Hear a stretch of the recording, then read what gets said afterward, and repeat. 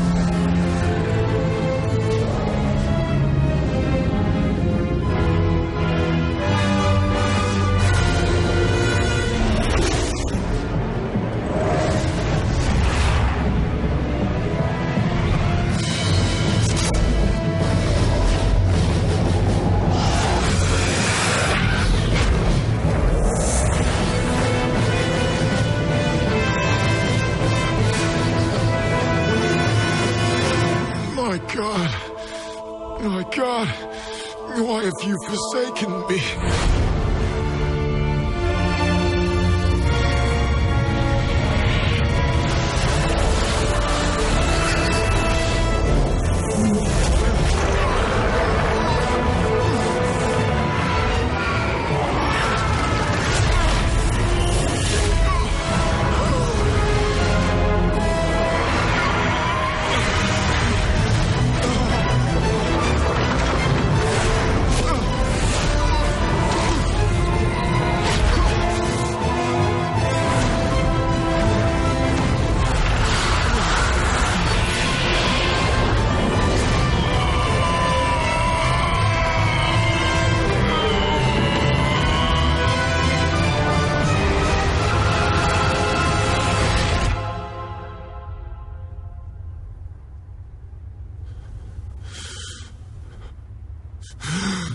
Finished!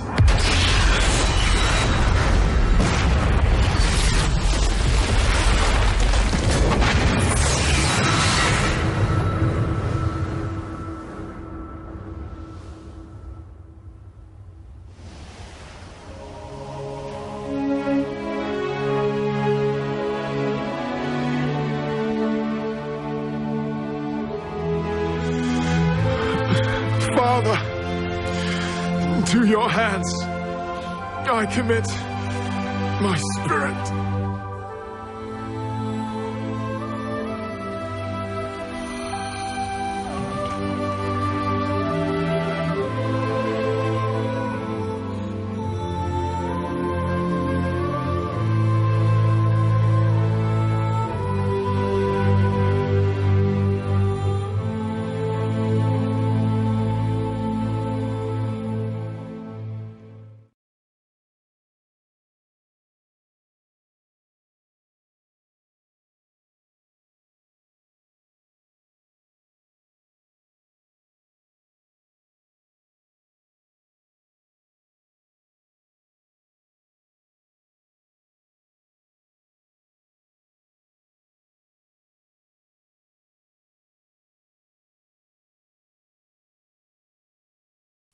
É por isso que não leio o texto, porque o texto já estava no vídeo.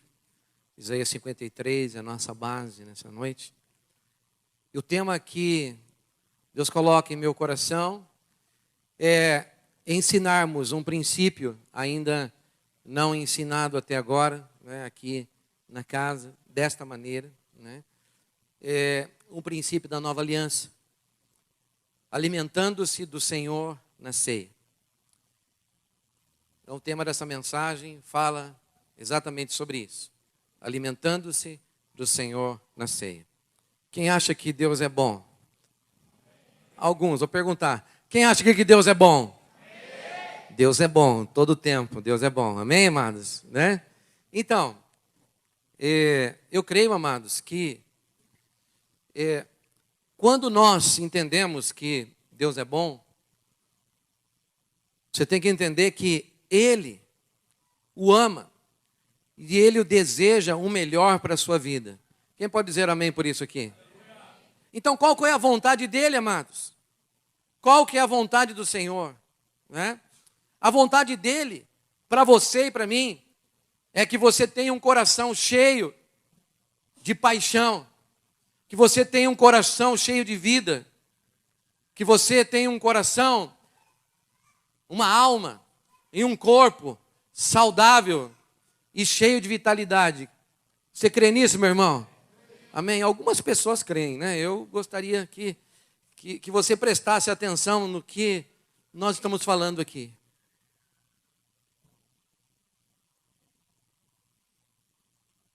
Você viu que Ele tomou sobre si o quê? As suas doenças, enfermidades, as suas maldições, as suas fraquezas, as suas dores, as suas lutas, né? As suas dificuldades.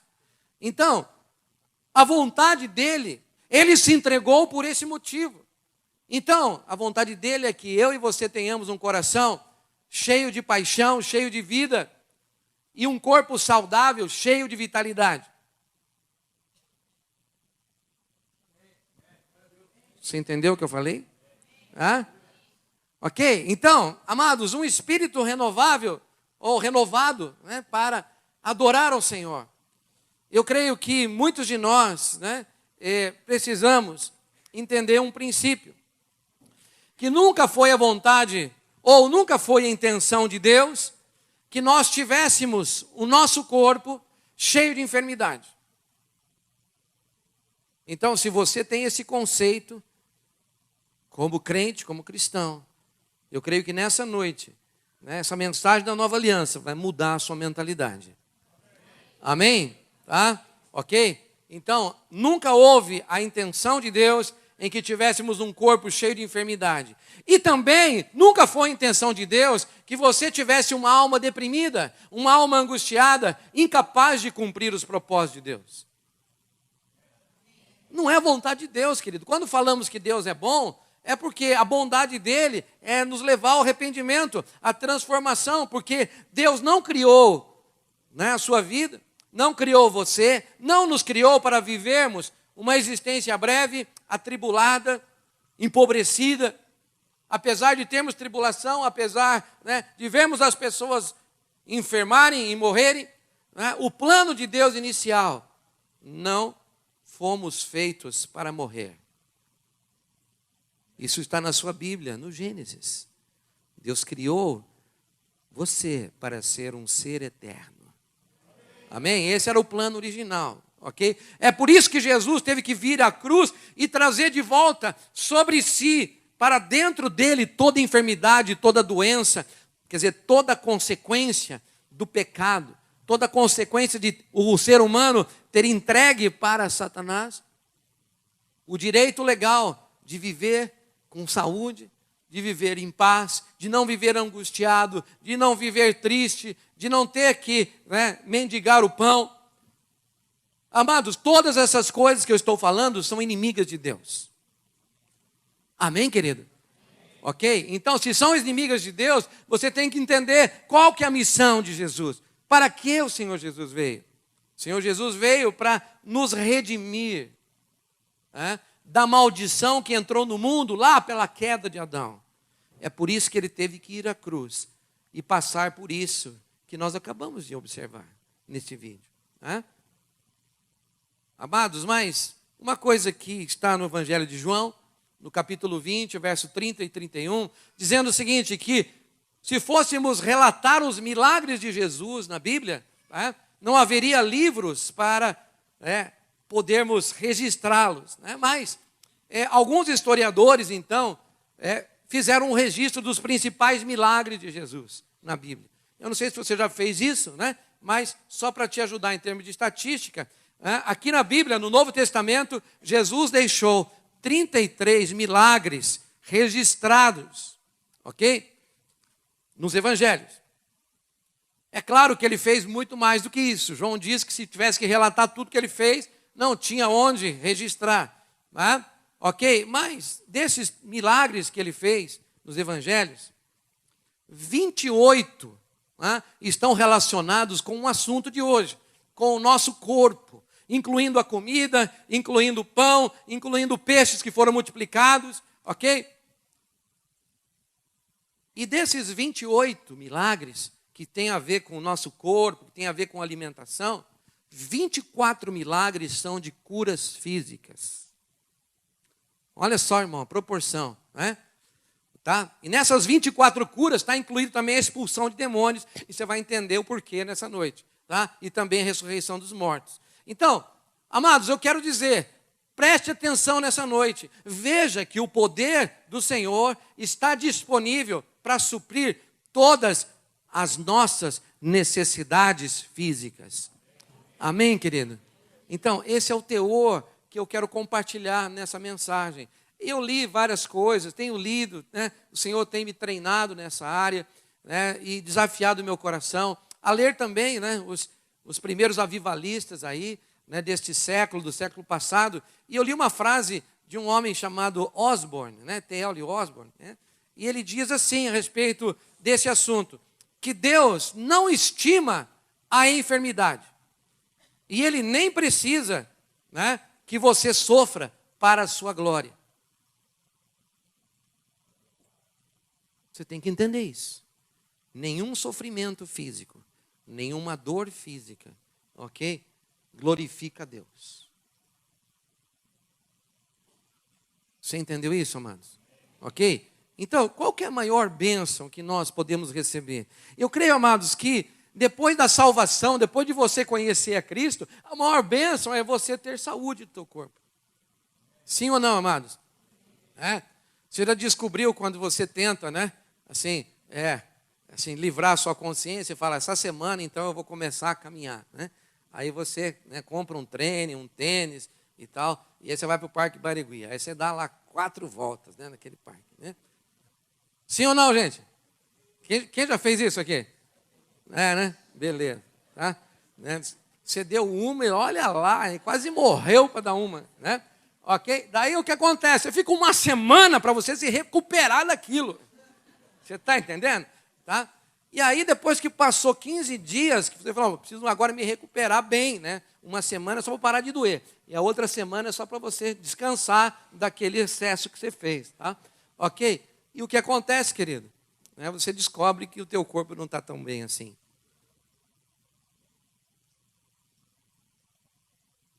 Quem acha que saúde é importante? Amados, nós somos criados para viver eternamente, Então a doença não faz parte do plano de Deus. Amém? Você tem que crer pela fé. Jesus nunca fez, tá? E aí é algo para você pensar, E para você avaliar diante de Deus. Eu tenho avaliado isso diante de Deus e tenho chamado a existência o que eu vou falar agora. Jesus nunca fez pessoa alguma adoecer para lhe ensinar um princípio espiritual. Jesus nunca fez alguém sofrer para trazer ele mais perto dele. Ou para ela aprender o quebrantamento. Se você for olhar, Jesus nunca castigou ninguém com enfermidades em nenhuma ocasião. Você não vê isso no Novo Testamento. Você não vê isso na Nova Aliança. A Bíblia diz que ele é o mesmo ontem, hoje e eternamente, Agora, infelizmente, existem cristãos que têm medo que a ira de Deus os atinja nessa área. Deus está me castigando. Deus está me punindo. Querido, você precisa aprender sobre o que a Bíblia diz, né? Jesus, ele veio para salvar e para libertar. Amém?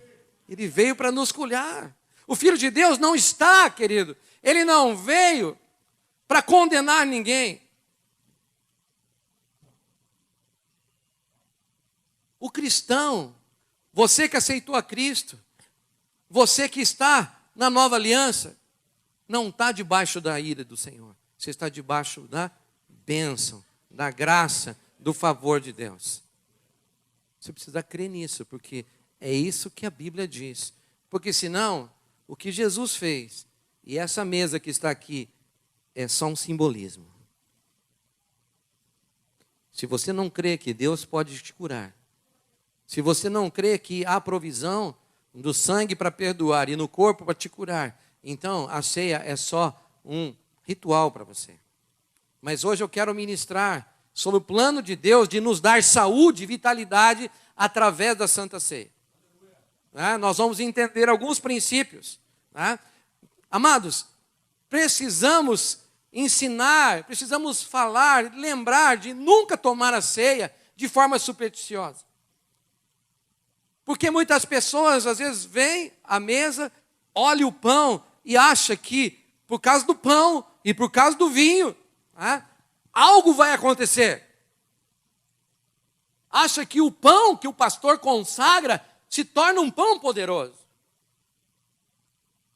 Um suco de uva que vai transformar você. Mas o que vai, de fato, transformar a sua vida é se você participa da ceia e você tem, de fato, uma união com Cristo. Porque participar da ceia sem união com Cristo, é simplesmente você participar de um ritual. Querido, não tome a ceia como uma tentativa de receber um milagre.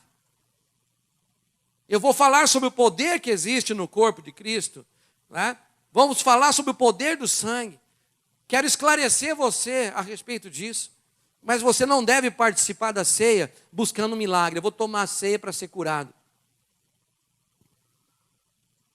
A tua atitude é tomar a ceia numa atitude de fé e segurança nas promessas infalíveis da palavra de Deus. Amém? Do qual aqui dentro está dizendo o seguinte, que o meu sangue, ele perdoa os pecados e o meu corpo cura as suas doenças. Então você precisa crer no pacote inteiro e não fazer da ceia não. Ela é só uma expressão do que está aqui no pacote completo. Está entendendo, irmão? Então nós precisamos ter um cuidado para que a ceia não se torne apenas um ritual, amém? Então fale comigo, a ceia, mais alto, a ceia nos dá saúde e vida. 1 Coríntios capítulo 11, ok? Está aí no telão, ok? Acho que no PowerPoint, tá? Esse texto de 1 Coríntios 11, diz assim, o Senhor diz que Ele não deseja que sejamos condenados com o mundo, mas quando julgados, somos disciplinados pelo Senhor para não sermos condenados com o mundo. 1 Coríntios 11, 32. O que Paulo estava dizendo nesse contexto? Vamos estudar um pouco. Tá? O contexto desse capítulo é a ceia do Senhor. Portanto, ser condenado aqui não significa ir para o inferno. Muito embora tomar a ceia de forma indigna seja errado, isso não leva ninguém para o inferno. Ok? Agora você precisa entender o seguinte, o que o Senhor está dizendo é que a igreja deve receber os benefícios da ceia, para que não sofra o mesmo tipo de condenação que o mundo sofre. Queridos, se você olhar o contexto de 1 Coríntios 11, quando Paulo está falando da ceia, ele está falando sobre a saúde da igreja. Ok? Então, baseado no contexto, onde a igreja de Corinto estava sofrendo de um mal. Estava sofrendo de fraqueza, doença e morte prematura. Ok? Isso está lá em 1 Coríntios 11, 30. ok? Né? Talvez vocês possam colocar esse texto aí para nós, ok? Então está aqui. Eis a razão, porque há entre vós muitos fracos e doentes, e não poucos que dormem.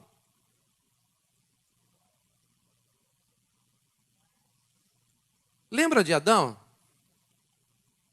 O que Adão fez? Adão entregou para quem? Para Satanás o quê? O controle dessa terra. Entregou tudo. Ah? Adão caiu.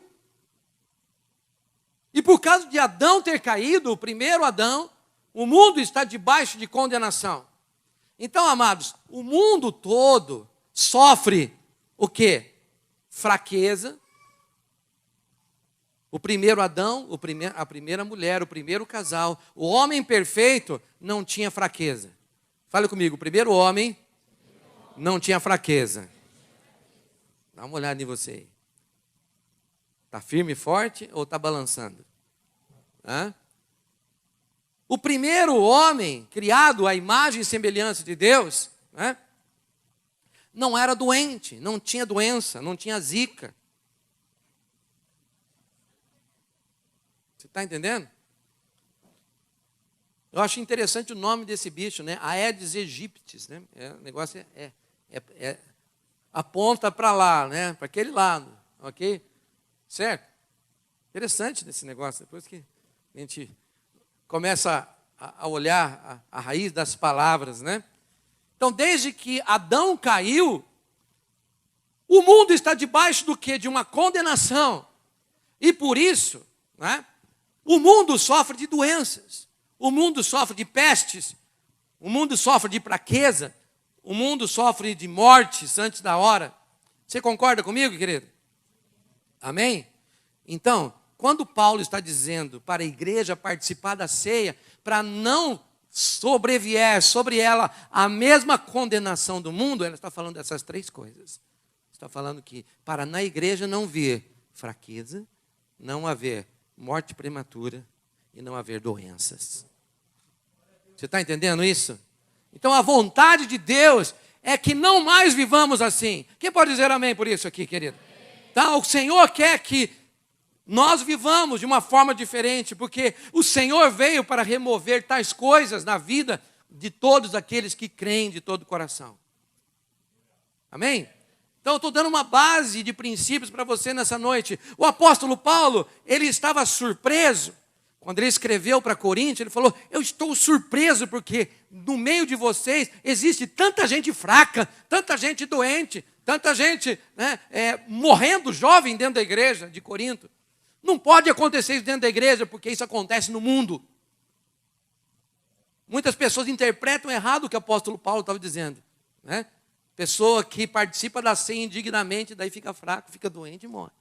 Não, Paulo está dizendo o seguinte, que, né, nós como igreja, quando participamos do corpo, entendemos que a saúde e vida no corpo, nós não podemos ser uma igreja que vive as mesmas doenças, que vive as mesmas fraquezas, ou que perde os filhos, ou morre antes do tempo, igual ao mundo.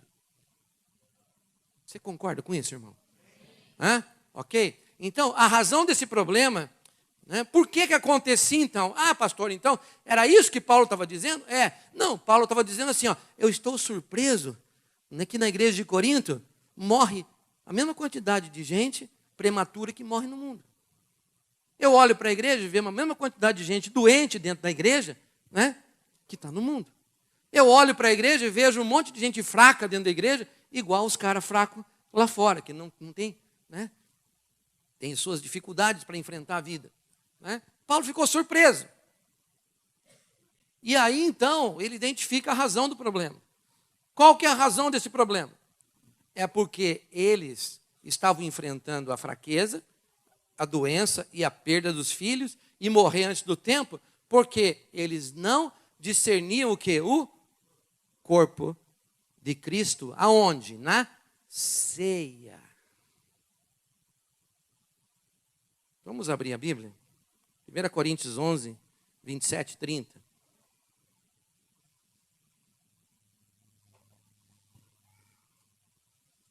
Por isso, aquele que comer o pão ou beber o cálice do Senhor indignamente, será réu do corpo e do sangue do Senhor. Examine-se, pois, o homem a si mesmo, e assim coma do pão e beba do cálice, pois quem come e bebe sem discernir o corpo, come e bebe juízo para si. Eis a razão porque há muitos entre vós, fracos e doentes, e não poucos que dormem, que na verdade morrem, né? Ok? Então Paulo está dizendo isso, que a razão pela qual a igreja experimentar o mesmo nível que o mundo experimenta desses problemas é porque não discerne o corpo. E se discernir o corpo, nós vamos ter menos fraqueza, menos doença e menos gente que morre antes do tempo dentro da casa de Deus. Você entendeu isso, querido? Então, o resultado disso, né, de não discernir, era a fraqueza e a doença. E por que Paulo, então, estava dizendo? Porque eles eram irreverentes com a ceia. Alguns interpretam isso de uma maneira diferente, né? Que a fraqueza, doente e morte prematura era a disciplina de Deus, né? Porque eles tomavam a ceia de forma irreverente. E se você for olhar Corinto, o que era? Eles tomavam indignamente. Indignamente é diferente de indigno. Uma pessoa indigna é diferente, né? Porque indignamente é um advérbio. É a forma. Ok? Os coríntios, né? Eles não discerniam o pão da ceia do pão que eles comiam dentro de casa. Alguns vinham para o culto, né, no domingo, e desde manhã tomavam vinho, já chegavam calibrados no culto. Mas é isso, se você estudar a igreja de Corinto, você vai ver. Então Paulo está dizendo, vocês estão fracassados, fracos e doentes, porque vocês estão comendo da ceia, comendo do pão sem discernir, comendo indignamente. Fazendo da forma errada. Ok? Mas eu creio que nós devemos entender isso como o resultado de não estarmos participando dos benefícios, dos efeitos da ceia, ok? Por não termos entendimento do seu significado, às vezes muitas pessoas vêm, ok? Participam da ceia do Senhor e não tomam posse do significado verdadeiro da ceia para suas vidas. Fazem somente um ritual. Então, nessa noite eu quero desmistificar isso, com a ajuda de Deus. Eu quero que você entenda o ato de tomar a ceia, né? E comece a entender a diferença, né, do que falei aqui. Porque o ato de tomar a ceia indignamente é apenas o sinal que eles não discerniam o corpo. Por quê? Porque o verdadeiro problema deles era a falta de discernimento. Ok? E às vezes nós não discernimos, como, né, os crentes lá da igreja de Corinto não praticavam e não recebiam os benefícios da ceia na sua vida, ok? Porque não discerniam o corpo, faltava discernimento, ok? Então vamos ver, né, um pouquinho além o que significa isso.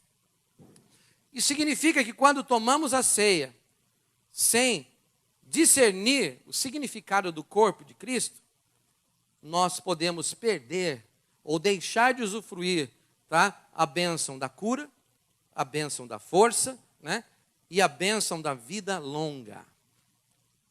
Quem aqui quer força? Alguém quer força aqui? Alguém aqui quer cura? Alguém aqui quer vida longa? Então precisamos de discernimento. Paulo diz claramente, né? Ele diz assim, ó, eis a razão. Ele não fala, pode ser que seja isso. Ele fala, eis a razão, artigo definido, a razão, única razão. Tá? Paulo diz claramente, eis a razão. Ele diz que há somente uma razão porque os crentes de Corinto viviam doentes. Era porque não discerniam o significado do corpo de Cristo. Então, quando eles pegavam o pão, eles não entendiam por que aquele corpo tinha sido dado. Fale comigo, é preciso discernir o corpo. Então vamos ver o que é a palavra discernir. A palavra discernir, né, tem a origem na palavra diacrino, ok? Que é uma palavra de origem grega. Então essa palavra significa o seguinte: Discernir é fazer diferença, ou separar, ou distinguir. Então, discernir é fazer diferença, separar e distinguir. Então, vamos ver em primeiro lugar, o que então precisamos fazer. Então, discernir é distinguir. O que é distinguir, irmão? É você saber o que é A e o que é B. Saber, uma coisa separada de outra.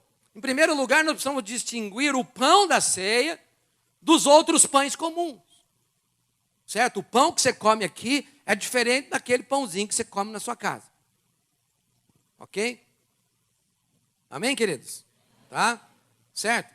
Então, mas também precisamos discernir entre o sangue e o corpo. Como é que a gente discerne? Como a gente distingue? Ou como a gente entende, então, a gente faz a separação? A gente tem que fazer perguntas. A primeira pergunta que você tem que fazer para discernir algo é perguntar: para que isso aqui foi dado? Para quê? Para que o sangue foi derramado? Existe uma razão? E a segunda pergunta: por que o corpo foi partido? Eu creio que é um pouco mais fácil, talvez, os irmãos, entenderem mais rapidamente o significado do sangue. Porque é muito mais fácil a gente assimilar que, o sangue é o sangue que Jesus derramou por nós, É o sangue que nos perdoa dos pecados, que nos faz uma nova aliança. Muitos entendem assim, mas eu creio que boa parte da igreja não sabe nem por quê, nem para que o corpo foi dado. O corpo foi partido. Ok? É interessante que nos evangelhos onde é descrito a última ceia, que na verdade é a primeira ceia registrada, Jesus fez a última porque estava próximo da morte, mas foi a primeira ceia. Ok? Então, vamos ver. Você lembra? Ele fala assim: tomai e comei, isto é o meu corpo. Ele nada diz sobre o significado do corpo. Ok? Mas quando ele fala no cálice, o que ele fala no cálice? Ele diz: este é o meu sangue que é dado para a remissão do quê? Dos pecados. Então, no sangue, Jesus já explicitou. Ele falou, mas com relação ao pão, ao corpo, ele não disse nada. Ok? Então, vamos abrir um texto aqui, Mateus 26, de 26 a 28. Vamos entender o que a Bíblia diz. Rapidamente. Enquanto comiam, tomou Jesus um pão e os abençoou. E partiu e deu aos discípulos, dizendo: tomai, comei, isto é o meu corpo. A seguir, tomou então um cálice e, tendo dado graças, o deu aos discípulos, dizendo: bebei deles todos, porque isto é o meu sangue, o sangue da nova aliança, derramado em favor de muitos, para remissão de pecados. Ok? Então, remissão é perdão. Amém, gente? Ok? Agora, então fica claro, que o sangue foi derramado para perdão e remissão dos pecados. E o corpo? Qual o significado do pão? Ele partiu o pão, dado graças, e disse: isso é o meu corpo. Qual o significado desse pão? Por que esse corpo foi partido?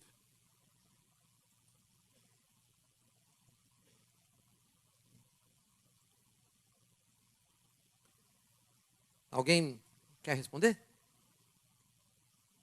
Responde aí para o irmão que está do seu lado. Para que o corpo foi dado? Você consegue dizer para a pessoa que está do seu lado por quê? Fala aí. Qual o significado desse pão?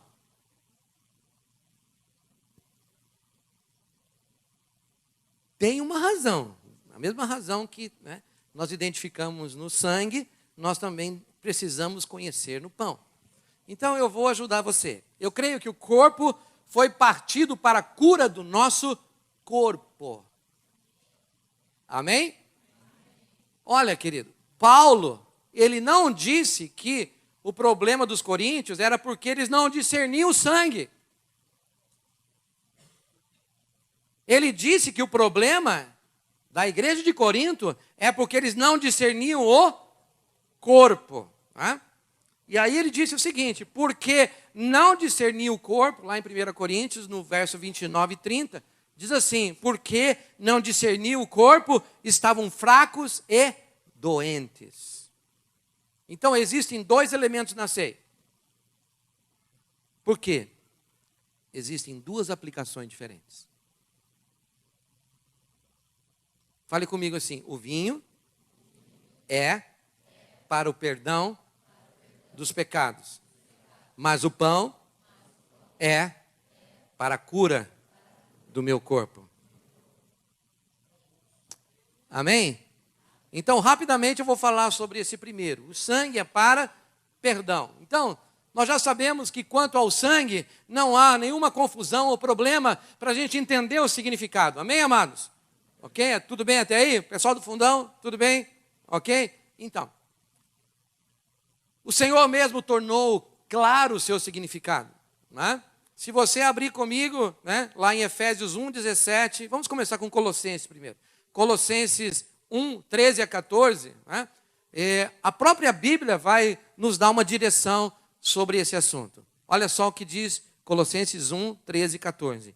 Ele, que é Cristo, nos libertou do império das trevas e nos transportou para o reino do Filho do seu amor, no qual temos o quê? A redenção, a remissão dos pecados, que é perdão. Amém?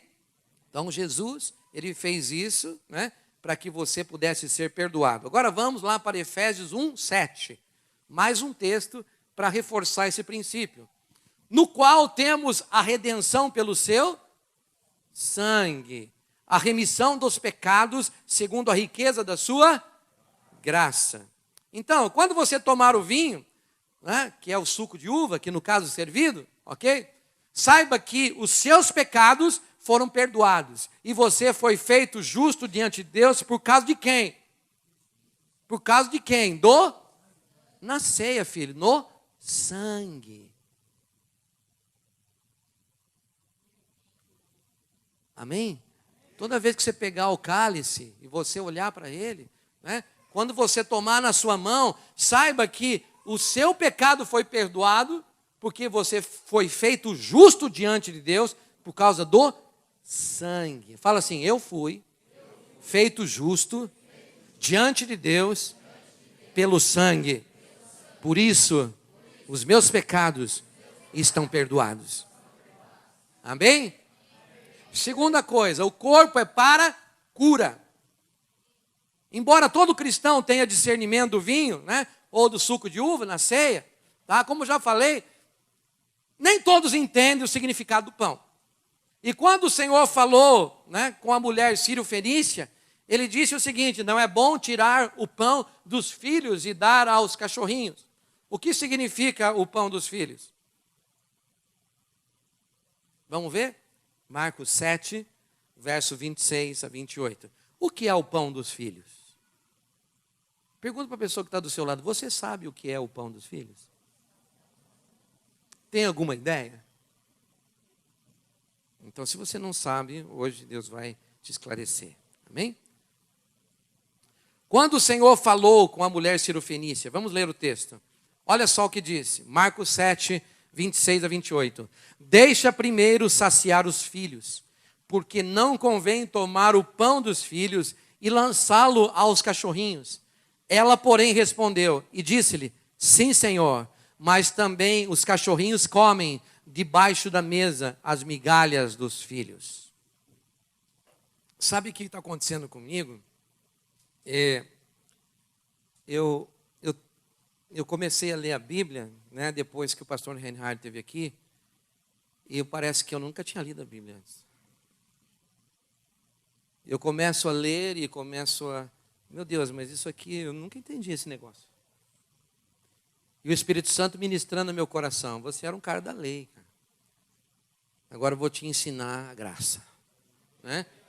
E esse texto aqui, né, é um dos textos clássicos a respeito disso, eu falei, Senhor, eu nunca tinha entendido isso dessa forma.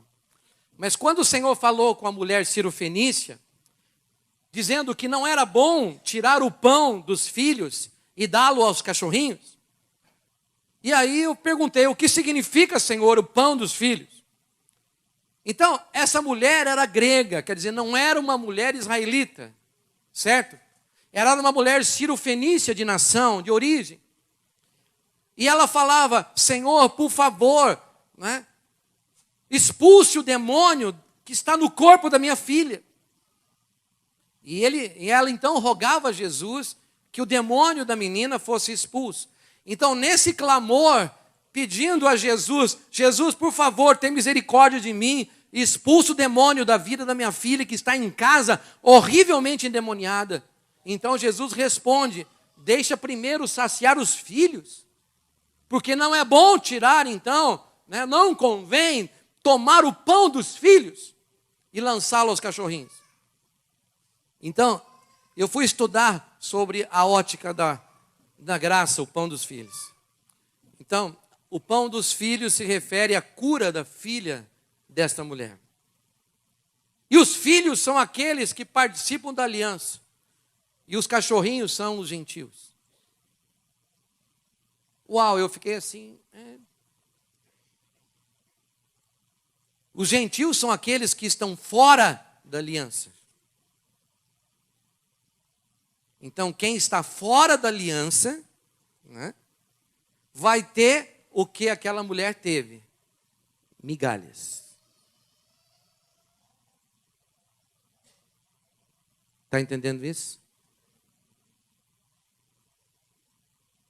Quem está fora da aliança vai ter direito somente às migalhas.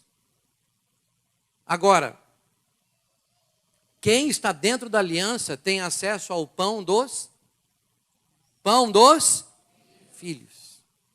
Então, a cura está incluída na aliança com Deus e seus filhos. Mas, pastor, esse texto não fala somente de cura do corpo, fala de expulsão de demônios. Não é? Então, a verdade é que a Bíblia trata expulsão de demônios, enfermidades e doenças, né, possessão demoníaca de doença, como uma coisa só. Ok? Pois ambas procedem de onde, gente? De onde vem doença e de onde vem demônio? Do inferno. Ambas procedem do diabo. Ah, pastor, eu quero um texto. Então tá, vou te dar um texto. Atos 10, 38. É importante você saber o que está sendo ensinado.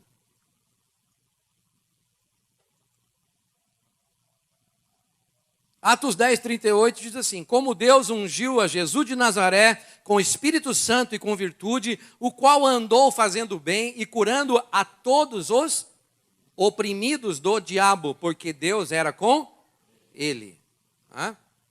Então fale comigo: cura e libertação é o pão dos filhos. Você queria saber o que é o pão dos filhos? É cura e libertação. A mulher creu no poder das migalhas e recebeu o milagre. Mas nós participamos do pão inteiro, filho. O que está aqui não é migalha, não, é o corpo inteiro. Então você não pode se contentar em ser uma mulher cirofenícia, de ser alguém que se considera gentil, ou se considera indigno de comer o pão dos filhos, porque você é filho. Se você está debaixo da aliança, se você está debaixo do sangue, se você de fato tem uma vida unida com o Senhor, então você tem direito ao pão dos filhos e não às migalhas. Quem está entendendo isso nessa noite? Ok? Então isso significa que nós podemos desfrutar muito maior poder, muito maior graça. Portanto, quando você participar da ceia nessa noite, lembre-se que o corpo de Jesus foi partido para que o seu corpo pudesse ser restaurado. Ok? Amém, amados? Então, Isaías 53, verso 4 e 5, nós vamos concluir com esse texto. Estamos indo aí para concluir esse momento, tá? Diz assim: Ele tomou as nossas doenças e pelas suas pisaduras nós fomos sarados. Verdadeiramente Ele tomou sobre si as nossas enfermidades e as nossas dores levou sobre si. E nós o reputávamos por aflito, ferido de Deus e oprimido. Mas Ele foi ferido por causa das nossas transgressões e moído por causa das nossas iniquidades. E o castigo que nos traz a paz estava sobre Ele, e pelas suas pisaduras nós fomos sarados. Existe uma diferença entre transgressão, não vamos ter tempo para falar sobre isso, e iniquidade. Transgressão é desobediência, né? É ir além dos limites, é quebrar as leis, né? É não respeitar os regulamentos, ok? É infringir um mandamento, isso é transgressão. Agora, né, iniquidade é algo um pouco mais abrangente, certo? Nas religiões cristãs, a iniquidade é o desrespeito e negação das leis e mandamentos sagrados de Deus. Iniquidade pode ser considerado um pecado, mas de forma mais, né, abrangente. Então o que eu quero dizer? Que iniquidade fala do caráter de uma pessoa iníqua. Uma pessoa iníqua é aquela que sabe o que tem que fazer, mas não faz. É aquela que sabe como que funciona, né, um princípio, mas não pratica. É aquela que está com a mente cauterizada e sempre pratica as mesmas coisas. O iníquo é um indivíduo que já está acostumado a pecar, não se importando com as consequências ou tendo nenhuma vergonha em cometer esses pecados. Jesus morreu por as duas classes de pessoas: os transgressores e os iníquos. O transgressor é aquele que pisa na bola, aquele que comete um erro e se arrepende, né? E o iníquo é aquele que já está com a mente cauterizada. Já faz besteira e já nem a mente nem acusa mais. Comete um pecado, ele não sente mais nem arrependimento. Mas são por essas duas pessoas que o corpo de Jesus foi moído. É o que Isaías está dizendo. Ele foi moído pelas nossas transgressões e pelas nossas iniquidades. Então eu quero dizer o seguinte, que tanto o pecador comum, transgressor, quanto o que já está acostumado a pecar, Jesus foi dilacerado para perdoar o seu pecado, para curar as suas doenças e libertar a sua vida. Você entendeu isso? Então, isso é o pão dos filhos. Ok? Precisamos nos lembrar da intensa agonia espiritual e física que Jesus sofreu lá no Calvário. Quando ele estava ali na cruz recebendo lá as doenças, as transgressões, as iniquidades, os pecados. Naquele momento até o Pai se retirou dele. Você viu lá: Senhor, por que me abandonastes? Porque ele foi feito pecado por nós. Isso é algo que você precisa entender. 2 Coríntios capítulo 5, verso 21. Ele foi feito pecado por você.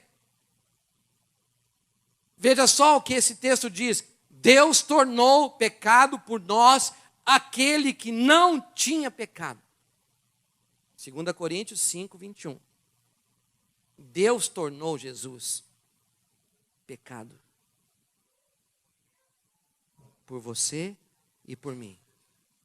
Deus tornou pecado por nós aquele que não tinha pecado, para que nele nos tornássemos o quê? Justiça de... Fale comigo, eu sou justiça de Deus por causa de Jesus. Amém, amados? Né? E uma das coisas que, né, nós, claro, não queremos apelar, nem sempre fazemos isso, mas de vez em quando a gente passa algum vídeo aqui, né, sobre a crucificação de Jesus. Né? Se você nunca viu um vídeo desse, né, quem lembra quando Jesus estava no pretório romano? Onde então ele foi açoitado. E cada lâmina que batia nas costas dele arrancava pedaços de carne. Querido, você precisa saber que pão e vinho são duas coisas. Vinho significa o sangue que foi derramado na cruz. Agora o pão é o corpo que foi dilacerado, conforme Isaías 53. Quando Jesus estava apanhando no pretório, e ele estava recebendo aquelas chibatadas com as lâminas nas pontas, e saindo pedaços de carne, É exatamente isso. Ele estava ficando enfermo para você e eu ficarmos curados. Isso é discernir o pão. Isso é discernir o corpo. Hã? Isaías 53:10. Veja comigo lá. Contudo, foi da vontade do Senhor. Veja o verso. Contudo, foi da vontade do Senhor o quê? Você consegue ler o verso? Esmagá-lo. Isso é literal, irmão. E fazê-lo sofrer. Isso é literal. Ele ficou doente. Ele ficou dilacerado. Ele ficou destruído. Embora o Senhor faça da vida dele uma oferta pela culpa, ele verá a sua prole e prolongará os seus dias, e a vontade do Senhor prosperará em sua mão. Amém, queridos? Então, quando você comer do pão, lembre-se que o corpo de Jesus foi partido para que o seu corpo pudesse ser restaurado. Você lembra lá, né, no Salmo 105, do verso número 37, lá faz uma referência, né, à Páscoa. Diz assim que então Deus fez sair o povo, né? Todo mundo já sabe dessa história, está na televisão, até a segunda fase aí do tempo de Moisés, né? A saída. Então Deus fez sair o povo do Egito. E veja a forma como eles saíram. Eles saíram com o quê? Com prata e saíram com ouro. E entre as suas tribos não havia um só inválido. Não tinha um canceroso, não tinha um doente, não tinha um purulento, não tinha um diabético, não tinha um manquitola, não tinha uma maneta, não tinha nada. Todo mundo foi curado. Foi a maior cura em massa da história. Os historiadores dizem que entre 2 a 3 milhões, eles discutem se era 2 milhões e 300, 2 e 500, 2 e 800, 2 e 900, 3 milhões, mas não importa, querido. O mínimo que todo mundo concorda é que saíram 2 milhões de pessoas. Uma população inteira de Curitiba. Você acha que tem alguém doente em Curitiba? Tem algum aleijado em Curitiba? Tem algum canceroso em Curitiba? Você imagina uma população do tamanho de Curitiba, né, numa noite só ser curado. E você lembra o que Deus mandou fazer? Faça o quê? Mate um cordeiro, pegue o sangue e coloque no umbral da porta. E quando o anjo da morte passar, ele vai ver o sangue. E ele vai pular a casa. E só vai entrar na casa onde não tem o sangue. Então, o sangue era para mostrar o quê? Para o anjo da morte. Que a morte não ia entrar na casa dos israelitas. Ok? E por que eles comeram o cordeiro? Fala para mim. Por que eles tiveram que comer um cordeiro assado? Para curar. Duas coisas diferentes. Eu não sei você, mas quando esses filmes de Hollywood passam aí, né, eles esquecem esse negócio, né? Porque eu já vi aquelas, o mar vermelho aberto, né? E a galera indo. Quem já viu essa cena? A boiada estourando, né? Aquela galera entrando ali, né, naquele corredor que foi feito entre aquele paredão de água, né? E todo mundo correndo. De repente apareceu lá um aleijado, um cara com muleta lá, né? Rapaz, você não lê a Bíblia, meu filho? Não tem aleijado nenhum passando por ali. Eu vi um com uma carriola carregando um velho meio espinguelado. Mas não tem esse sujeito espinguelado aí. As pessoas saíram do Egito naquela noite, foram todas curadas, querido. Canceroso, diabético, hipertenso, gente com problema de vista, gente que era surda, gente que era muda. Todo mundo foi curado. Porque a Bíblia diz que no amanhecer daquele dia não havia um doente, canceroso, paralítico, diabético, hipertenso, nada, todos foram curados. Amém? Então, para a gente terminar aqui, né, eu quero dizer para você o que 1 Pedro 2:24 diz. Né? Levando ele mesmo em seu corpo os nossos pecados sobre o madeiro, para que, mortos para o pecado, pudéssemos viver para a justiça, e pelas suas feridas fostes sarados. Nova aliança, Novo Testamento. Novamente Pedro citando. Na cruz o Senhor não apenas nos deu perdão, mas também a cura das enfermidades. Então esse é o sentido de discernir o corpo. Uma vez que nós discernimos então o significado do corpo, podemos desfrutar de força, saúde e vida longa. Amém? Olha, querido, entenda o que a gente está falando. Eu estou dizendo o seguinte, que quando você participa da mesa do Senhor com discernimento, você não precisa ficar debaixo da condenação do mundo, que é fraqueza, doença e perda de vida antes do tempo. Infelizmente, muitos não tomam a ceia do Senhor seriamente, muitos não atribuem a ela saúde e vida, mas estão errados. Eu quero dizer para você, querido, se você foi ensinado dessa forma, ou crê dessa forma, você está crendo da forma errada. E quem crê da forma errada é pior do que ter um comportamento errado. Quando comemos do Senhor, através do pão, recebemos força, saúde e vida. Alguém pode dizer, isso aqui é só uma cerimônia, pastor, é só um ritual. Eu digo para você, não deveria ser assim. Deveria ser um desfrutar genuíno de Cristo. Todo pecado, toda maldição, toda enfermidade, toda miséria e mesmo a morte vieram pelo quê? Um único e simples ato. Qual foi? Fala para mim. Um ato.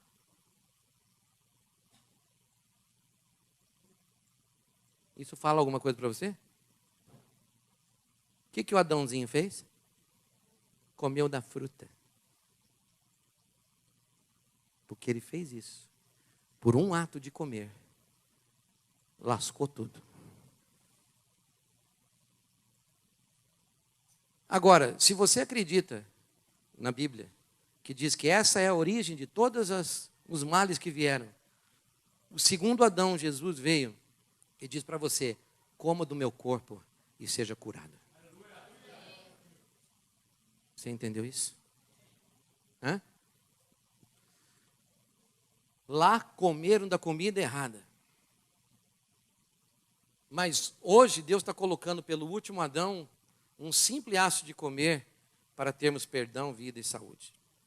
Então, se você não crê nas consequências, ou se você crê nas consequências do primeiro ato de comer, então você precisa crer também nesse segundo ato, do segundo Adão. Vamos participar da ceia? Fecha teus olhos, por favor.